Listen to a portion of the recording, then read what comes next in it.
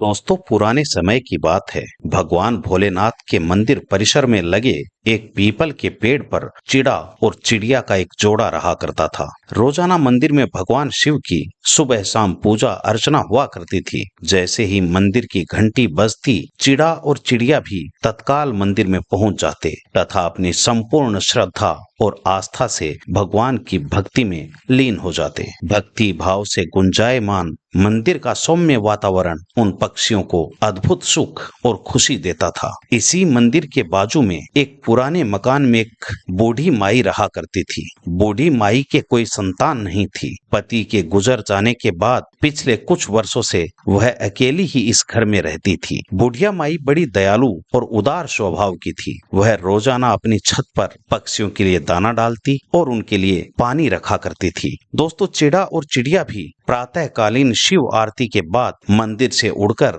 सीधे बुढ़िया माई के घर की छत पर पहुंच जाते और दाना पानी ग्रहण करते। पिछले कई वर्षों से उनका यही क्रम चल रहा था। एक दिन अचानक बुढ़िया माई बीमार पड़ गई। घर में सेवा पानी करने वाला कोई था नहीं। बीमारी की वजह से धीरे धीरे बुढ़िया इतनी कमजोर हो गई कि बिस्तर से भी नहीं उठ पाती थी और यही कारण था कि अब वह छत पर जाकर पक्षियों के लिए दाना और पानी भी नहीं डाल सकती। जब चिड़िया और चिड़े को लगातार 2 दिन से छत पर दाना पानी नहीं मिला तो उन्हें बुढ़िया माई की चिंता सताने लगी। उन पक्षियों ने अड़ोस पड़ोस में बुढ़िया माई को खूब तलाशा, मगर वो कहीं नजर नहीं आई। तो अंत में वे उसके घर में घुसे और देखा कि बुढ़िया माई चारपाई पर लेटी है और उसके शरीर पर मक्खियां मंडरा रही हैं। पक्षियों ने अपने पंख फड़फड़ाकर उन मक्खियों को हटाने का प्रयास किया। उन्होंने अपने पंखों से बुढ़िया माई को जगाने का भरसक प्रयास किया, परंतु बुढ़िया माई तो मृत्यु की गहरी नींद में सो चुकी थी।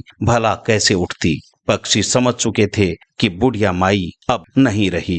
उन्हें उसकी मौत का गहरा धक्का लगा और दुख से उनकी आंखें भर आई। चिड़िया ने चिड़े से कहा कि हे स्वामी, यह बुढ़िया माई कितनी भली औरत थी। इसे इतनी दर्दनाक मौत क्यों मिली? भगवान इतने निर्दयी कैसे हो सकते हैं? चिड़े ने कहा कि हे प्रिय, मृत्यु तो सृष्टि का परम सत्य है, वह अटल है। भला हम कर भी क्या सकते हैं? चिड़िया बोली कि मैंने भी भगवान की पूर्ण श्रद्धा से भक्ति की है। यदि मेरी भक्ति में शक्ति है तो मैं प्रण करती हूँ कि बुढ़िया माई को भगवान के घर से भी वापस ले आऊंगी। जब तक बुढ़िया माई जिंदा नहीं होती तब तक मैं निराहार रहूंगी और एक पैर पर खड़ी रहकर भगवान भोलेनाथ की तपस्या करूंगी। चिड़ा कुछ कह पाता उससे पहले ही चिड़िया वहां से उड़ी और उसी शिव मंदिर में आकर एक पैर पर खड़ी होकर तपस्या करने लग गई। चिड़ा भी उसके पीछे पीछे मंदिर में आया और वह भी चिड़िया के साथ एक पैर पर खड़ा होकर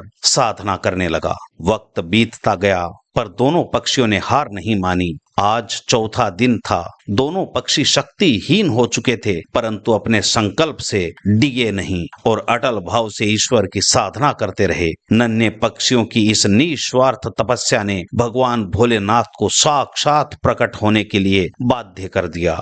आशुतोष भगवान नीलकंठ मधुर स्वर में बोले, हे नन्हे पक्षियों, आपकी तपस्या और भक्ति भाव से मैं अत्यंत प्रसन्न हूँ। कहो क्या वरदान चाहिए? दोनों पक्षियों की खुशी का कोई ठिकाना नहीं रहा। भगवान का साक्षात स्वरूप देखकर वे धन्य हो गए और भगवान को प्रणाम करके उनसे बुढ़िया माई को पुनर्जीवित करने का वरदान मांगा। भगवान बोले कि हे पक्षियों, मैं बुढ़िया के प्रति तुम्हारे अगाध स्नेह भाव को समझ सकता हूँ, परंतु मृत्यु ही जीवन का अंतिम और अटल सत्य है। परंतु दोनों पक्षी अपनी जिद पे अड़े रहे और अंततः भगवान अपने भक्तों की जिद पर झुके और बुढ़िया माई को प्राण दान देकर स्वस्थ कर दिया। बुढ़िया माई जैसे नींद से जगी हो, सामने भगवान शिव को देखकर दंडवत प्रणाम किया और भगवान से पूछा कि मेरे किन अच्छे कर्मों का फल मुझे आज आपके दर्शनों के रूप में मिला है, और हे भगवान, मुझे यह भी बताएं कि मैं पुनः जिंदा कैसे हो गई।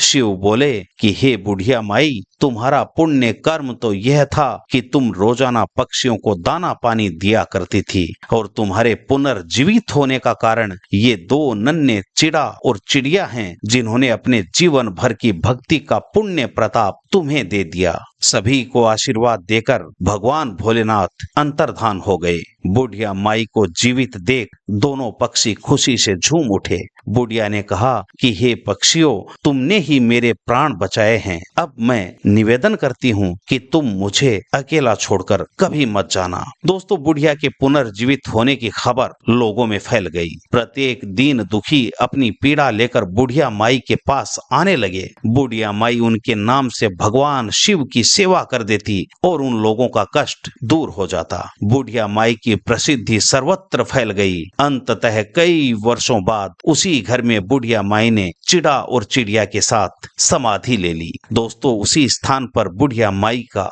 भव्य मंदिर बना है तथा सदैव उस मंदिर पर चिड़िया पक्षी का निवास रहता है। दोस्तों, इस कहानी से हमें यह शिक्षा मिलती है कि भीषण गर्मी में जो पक्षी दाने पानी के लिए मारे मारे फिरते हैं, उनके प्रति हमारी भी बहुत बड़ी जिम्मेदारी बनती है। इसलिए रोज पक्षियों को दाना पानी अवश्य डालें।